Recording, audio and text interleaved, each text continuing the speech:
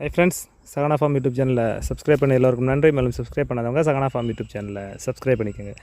நம்ம வந்து சொல்லியிருந்தோம் 1.5 காலுங்கிற சைஸில் எல்லாங்கிலும் 2 இன்ச்சில் ஜிஐயும் நம்ம செலக்ட் பண்ணிருக்கோம்.